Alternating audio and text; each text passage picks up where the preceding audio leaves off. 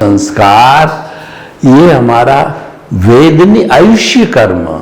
आयुष्य कर्म का अर्थ होता है कि जन्म जब हम लेते हैं तो हमारी मृत्यु कब होगी, कितने वर्ष बाद होगी, वह आयुष्य कर्म कहलाता है। और ये जो शरीर है अगले जन्म का आयुष्य कर्म जो है पहले निर्धारित होने के बाद ही शरीर छूटेगा और ये शरीर आयुष्य पूरा होने पर ही छूटेगा।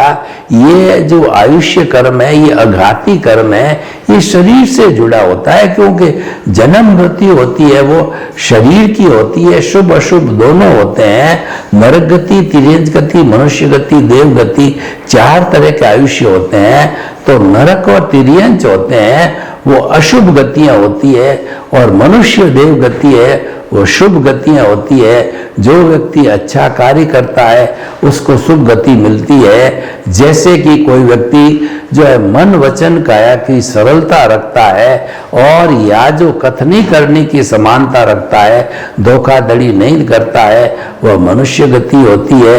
और कठोर तपस्या करती, संयम का पालन करता है, ब्रह्मचर्य का पालन करता है, उसको देव गति मिलती है। और जो पंचेंद्रिय वध वगैरह जो है वो क्रूर हिंसा के काम करता है उसको नरक गति मिलती है। और झूठ कपट और जो है तोल माप जो है उसमें बदमाशी करता है तो उस स्थिति के अंदर जो है ये तिर्यंच गति मिलती है।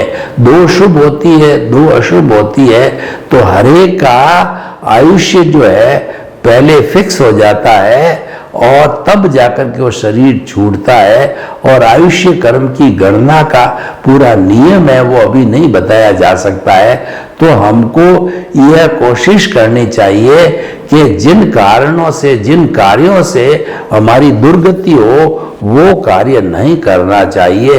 यानी सुख दिए सुख होता है और दुख दिए दुख हो। किसी प्राणी को हम कष्ट देंगे, दुख देंगे तो हमारे दुर्गति होगी। और किसी परहित सरिस धर्म नहीं भाई।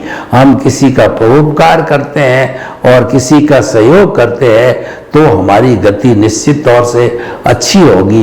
यानी अच्छा करना, बुरा करना, नरक और स्वर्ग तो हमारे भीतर है और हमारे कार्य करने की पद्धति के ऊपर ही निर्भर करता है। तो हमें तो हमेशा शुभ आयुष्य कर्म की तरफ ही चिंतन करना चाहिए कि हमारे शुभ आयुष्य का बंध हो। इसका अर्थ यह है कि हमको शुभ गति मिले।